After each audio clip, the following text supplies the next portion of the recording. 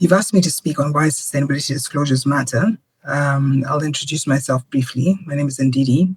I represent Africa on the board of the ISSB. The ISSB, as we call it for short, is a dual board, is part of a dual board on the IFRS Foundation. The IFRS Foundation is the entity that has been known for the last 20 years for writing accounting standards. Almost every African country, including South Africa. So in South Africa, what you do is you don't call it IFRS, you refer to it as IFRS. So anytime I have a conversation with your stock exchange, with the JSE, I like that they refer to it as IFRS. So maybe you know it if I call it IFRS as opposed to calling it IFRS. What I want to talk about today is I want to talk about, because we're talking about why sustainability disclosures matter, and because we're talking about Africa and the Africa we want, I wanted to start with the fact that Africa is actually leading on this story. So if we go back to COP27, where the IFRS Foundation first made a conversation happen around the standards that it was planning to implement. Even before there were standards, the main country, the first mover country, the country that stood up at COP in Egypt and said, we are committing to adopting these standards, we're committing to supporting the development of a global baseline, was Nigeria. So Africa stepped up, and not alone, because once Africa stepped up as a first mover, other countries, including Kenya, Ghana, Zimbabwe, Zambia, Tanzania, Uganda, and Rwanda, and I mention these because they have not just followed, but they have gone ahead to adopt the standards and to issue a roadmap. And that roadmap means that in these 7 countries I've just listed, it's mandatory. For 8 countries in the interim, because Rwanda joined about a month ago, it's now mandatory to report according to the ISSB standards. And the ISSB standards are really sustainability-related financial disclosures that are included in your financial statements. Specifically to South Africa, what you will know is that since that time, South Africa earlier in the year launched something called a regulatory impact assessment to determine what the market thinks about ISSB and about the adoption of the ISSB. The reason why I'm going through this detail is because you need to know that this is a very participatory process that we're going through in the entire world. And that participatory process includes South Africa. And before South Africa decided to consult the market to find out whether the market believes that the country should be adopting the ISSB standards, they actually had several internal consultations. For 2 years, I was in South Africa every single quarter for at least 2 or 3 weeks. When we were launching the ISSB, there were 2 out of 7 countries globally that hosted this launch. And 2 of those out of 7 countries were in Africa. And one of those countries was South Africa. So I just need you to know that Africa counts. And Africa is a very important part of this process, and South Africa especially. Africa is a very important part of this process. And what I was trying to also underscore is that the intent was and is to build a global baseline of sustainability disclosures. So prior to the ISSB, which became a part of the IFRS Foundation alongside the Accounting Standards Board, there were 600 disclosure standards around the world. That means that if you want to disclose what your sustainability-related risks and opportunities are, you have 600 different things to choose from. And that's a problem because it means you can't compare. It just means it's not transparent, it's not accountable, it's not efficient, it doesn't work. I'll give you an example. I was the Chief Sustainability and Governance Officer for Africa's largest business. And so I oversaw all of the businesses of Dangote which belongs to a man called Aliko Dangote, who is Africa's richest or wealthiest man, according to Forbes. And one of the things that we were facing is, how do we disclose emissions? Now, according to one set of standards for the cement business, let's say, you could exclude logistics. And of course, logistics, how you truck around your cement in order to deliver, is a very important part of measuring your CO2 and other emissions. Now, a competitor company had outsourced their logistics. So their logistics CO2 emissions were not in their books. And Dangote had decided to manage its logistics itself. And so its CO2 emissions were in its books, even though it was migrating from diesel and petrol powered trucks to hybrid and electric powered trucks. So, in other words, if I was an investor looking at both companies, I would think that the one company has more CO2 emissions because it is managing its logistics locally, because it understands how to do so, because it's an African company. And I would argue that the foreign company that does not understand local logistics and therefore has outsourced its local logistics and has therefore less CO2 emissions in its books is the more environmentally friendly company. And how was this possible? Because they were using two different standards to report. So the challenge that the ISSB wants to address is, how do we create a shared global baseline? So the minimum level of sustainability related financial disclosures that are made available at the same time as the financial statements, so that you can provide information to investors that allow them to invest in your businesses. So the reason why the finance ministers decided that they were going to endorse these standards is because it would help to attract more investment and boost private sector development in Africa. And what they asked the ISSB to do is to work closely with them to provide advisory and capacity building support to achieve the early adoption of the ISSB standards in Africa, so that Africa would be engaged and involved. 2022 was when the ministers made this statement.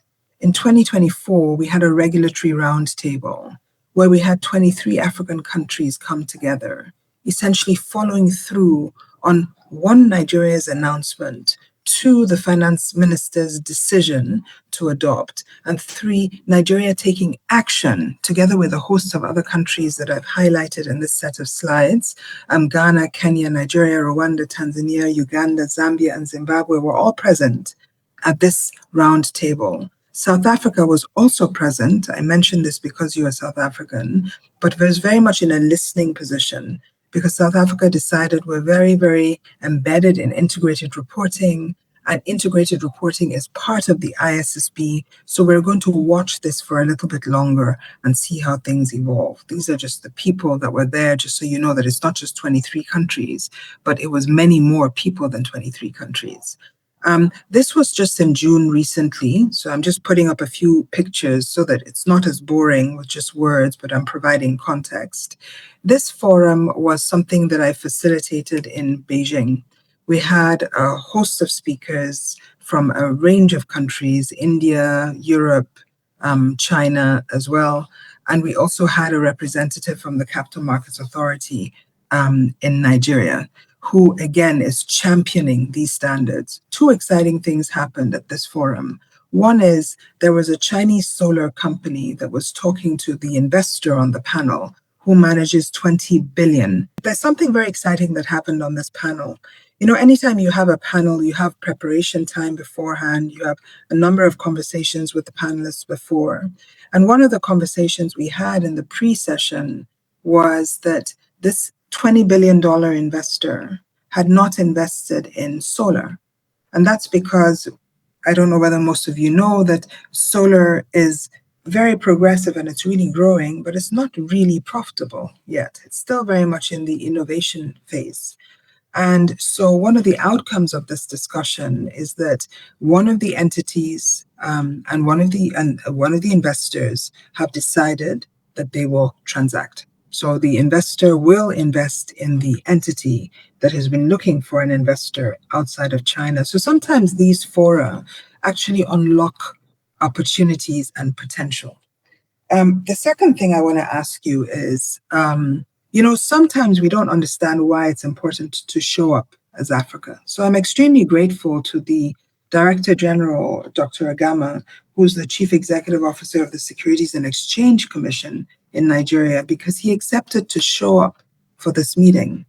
And we started a conversation that I'm hoping will gain momentum. But just to give you a bit of a moment to see whether you're listening, how many people do you think listened to this forum and heard Africa speak? Because Dr. Agama was a very powerful voice on that forum. And of course, I myself am Nigerian. So you had, again, two Africans on this panel that spoke very strongly about the need to unlock capital flows on the back of sustainability-related financial disclosures. How many people do you think watched this particular panel discussion? I'll wait for 3 responses and then I'll move to the next slide. 2 million. We already have 2 million. Shigofat, so Ruhema already said 2 million. 1 million plus, Mawagi. Okay. So, can you see what the answer is? 1 million plus 500. The answer is 12 million. We had 12 million viewers. And 12 million viewers, and I can tell you that China is very committed to investing in Africa. Really, really is. And part of the reason why the numbers shot up is because we did have Africa in the room. This is my chair. This is a visit that we made to South Africa. There are a whole bunch of other pictures, including with Professor King and, the IOD and a number of the other dignitaries. But this is the one. I've just got one picture per session. This is with David Masondo and the Deloitte team. Actually, I do have this one. That's true. I swapped slides. Sorry. In the last minute. Mervyn, I'm sure you know, as you do with Financial Reporting Standards Council and Suresh. This was in Kenya, where we met with President Ruto, and his question was, how do you actually value nature capital? How do you value what is beneath the ground? How do you value the vast expanses of nature, of virgin forests that we have across the African continent? How do you value the fact that 85% of cobalt, that is such a rare resource in Africa, in the world, is on the African continent? This was Ruto's question to us. How do we actually transfer the know-how that we inevitably have in I'm just distracted by a question. How is China committed to invest in Africa when they're not building any manufacturing, but extracting only? It's a very, very good question.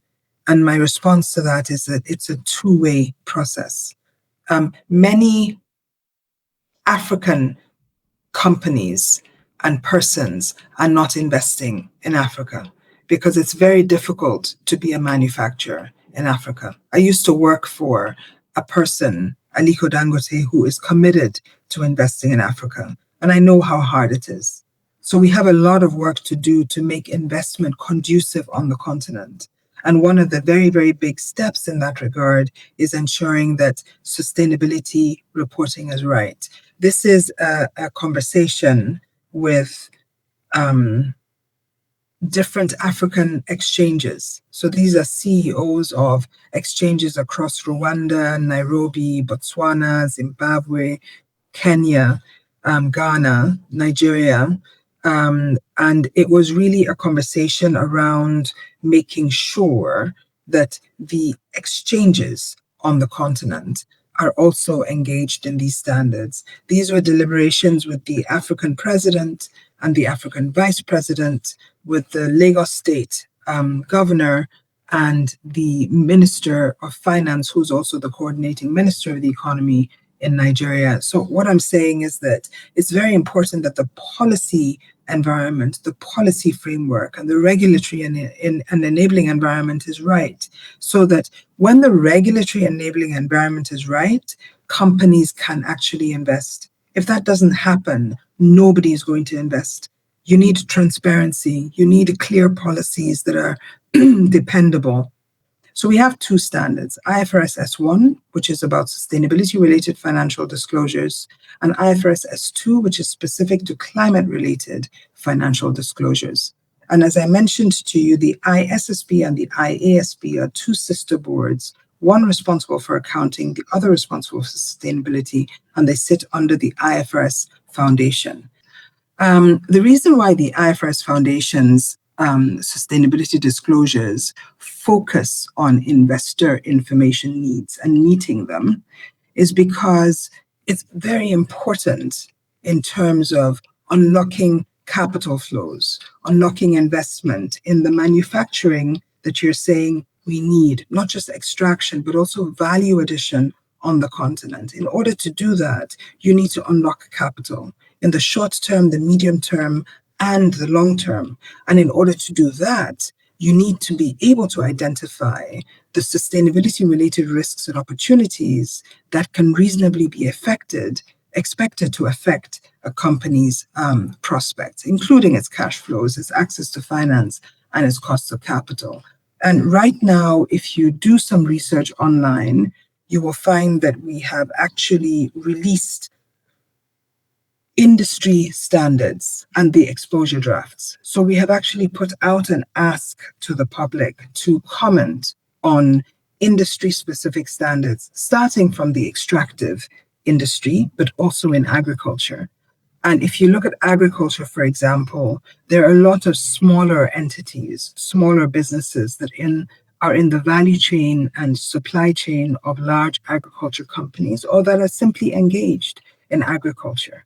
And so even though the ISSB standards focuses on large entities and on providing decision useful information to investors and ensuring that the process of doing so is cost effective for large entities, it's also very important to consider smaller entities that are in the supply chain and in the value chain of the larger entities, because that data is very important disclosure for an organization to be able to include in its financial statements and to provide the decision useful information to investors. And there are really four buckets for this to happen. Governance, what is the governance of the company? How is sustainability embedded in strategy?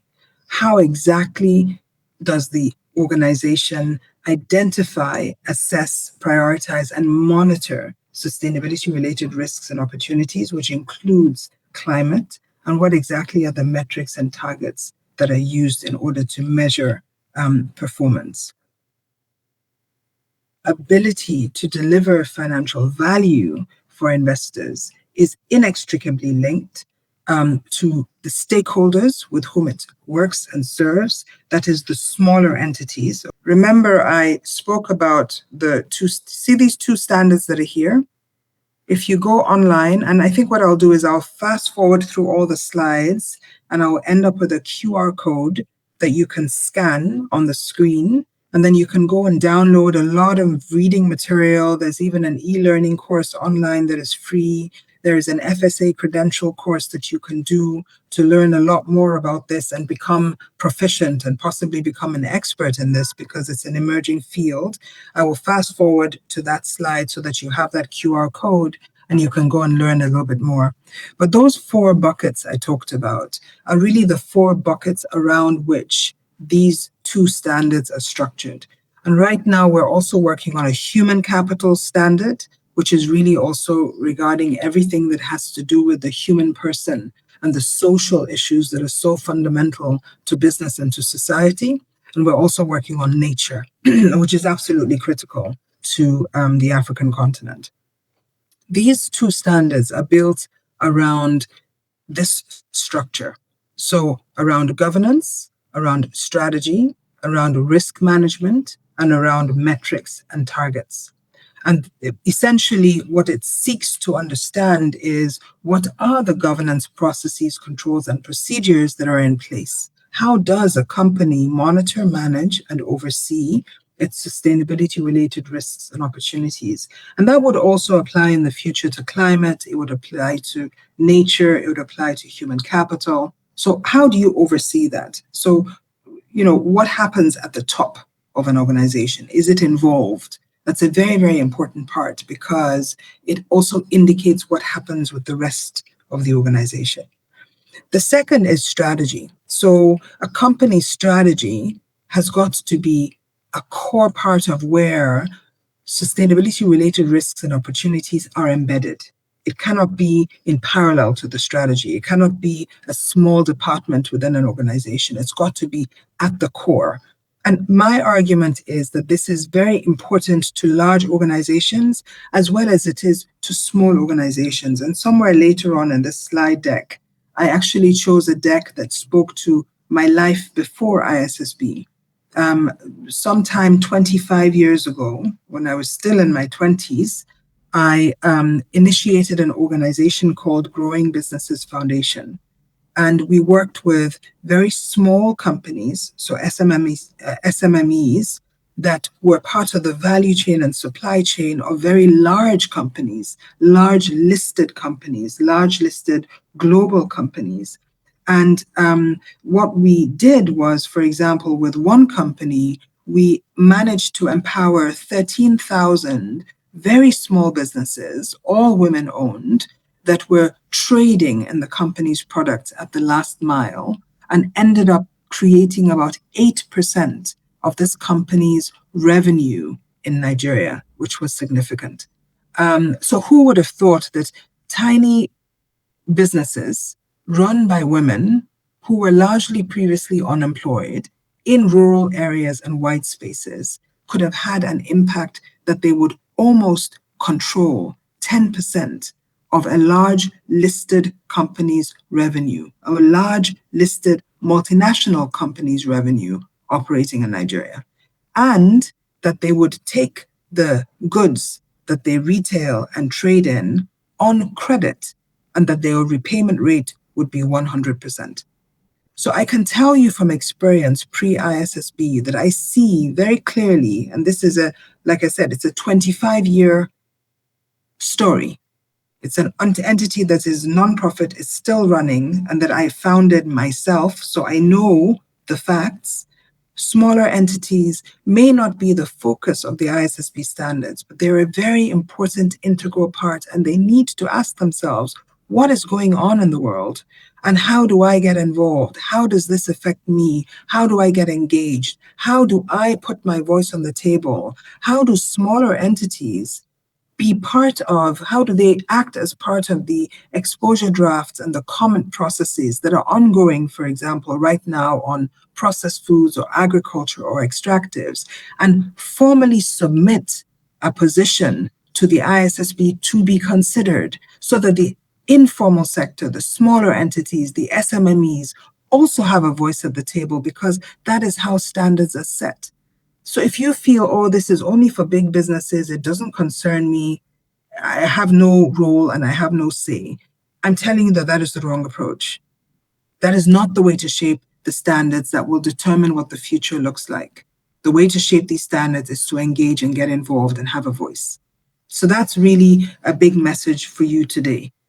And risk management is the third bucket, and that is the process that a company uses to identify, assess, prioritize, and monitor sustainability-related risks and opportunities. And the example I just gave you was an opportunity for this company, because these 13,000 businesses were operating in spaces where the company did not have a footprint and did not have sales previously, because they couldn't reach there because it was too expensive.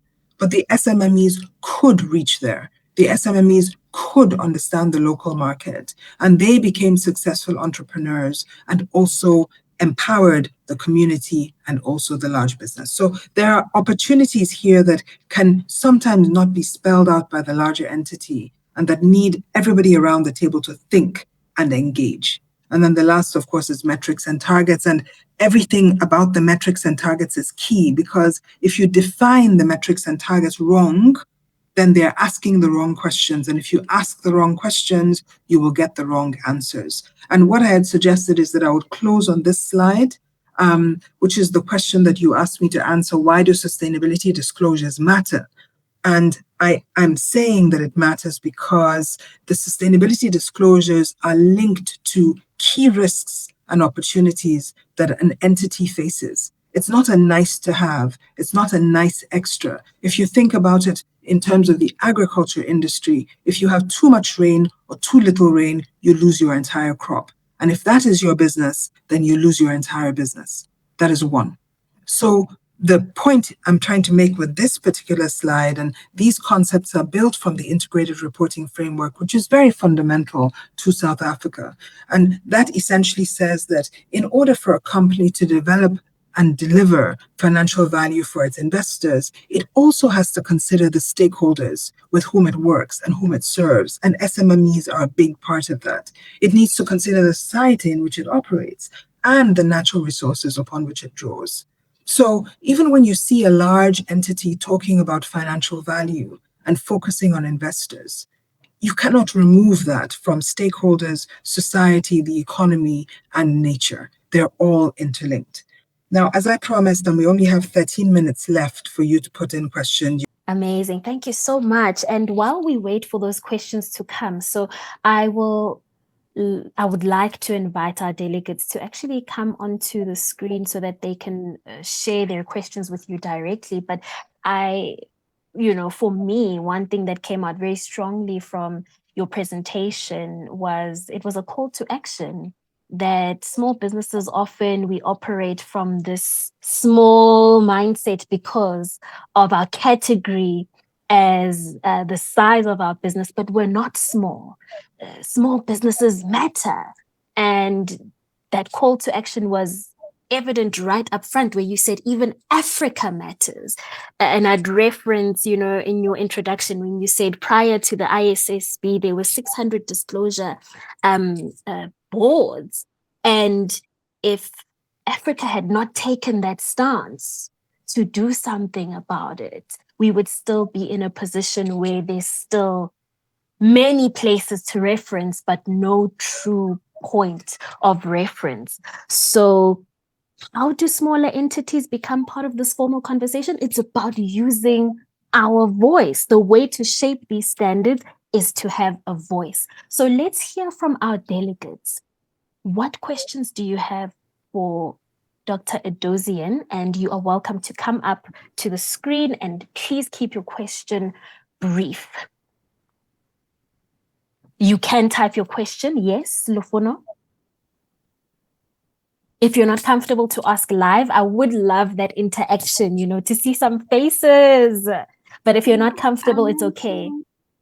Ask live, but you were saying you are waiting for them to come, so I didn't understand because my hand was up. Oh, I see your hand is up. You're welcome. Go for it, Lufono. Okay, thank you. You'll forgive my not being on the camera. I'm trying to be ahead. Thank you, Doctor, for the informative session. I didn't know about the IFRS and the ISD, ISSB. So I'm leaving here having something new to learn. You were talking about COP27, so I'm not so sure if I understood you well, but on when those countries met, South Africa is there, but it's not making any useful decisions. So I just wanted to check with you if South Africa is committed to this minimum baseline for sustainability that everyone wants to agree to, or we are not in there, and what is our reasons? My understanding of the integrated reporting framework does not go to that extent, but it will be great to hear from you what were the reasons that South Africans gave. And how is AU involved in this? Because I know that AU is now part of the G20 alongside the EU and we're going to have the G20 here in South Africa later in the year. So just to understand if AU is involved in this process at all, and if they are involved, what would then be their input into the G20? Because I do believe that will be a great input from where I am seated. And the last one will be the sustainability disclosures. They do unlock capital and investment, is fine, but how are they contributing towards the SDGs on climate change and the target for net zero in 2050? What I want to understand is that are these targets, are these disclosures, standards helping us to meet the sustainability targets as they are widely defined, even in our entities? Thank you.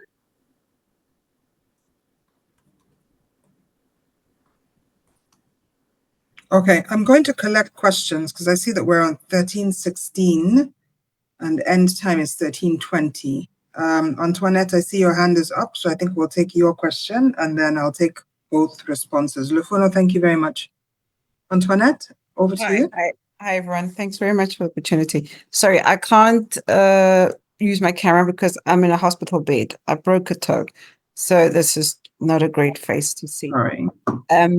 I just want to go back. Mine is quite basic. It's less a question but a comment. Is that we are not Africa as a continent. I don't think at the moment where we stand economically, we are strong as a service producer. I think we are mainly strongly sitting on potential for manufacture more than anything. One, because we have got the population, and two, we've got the potential to increase and improve our skill set. And I just want to know, maybe from the doctor, that you had said that it's very difficult to establish manufacturing in Africa. South Africa was a very big manufacturing country prior to our independence.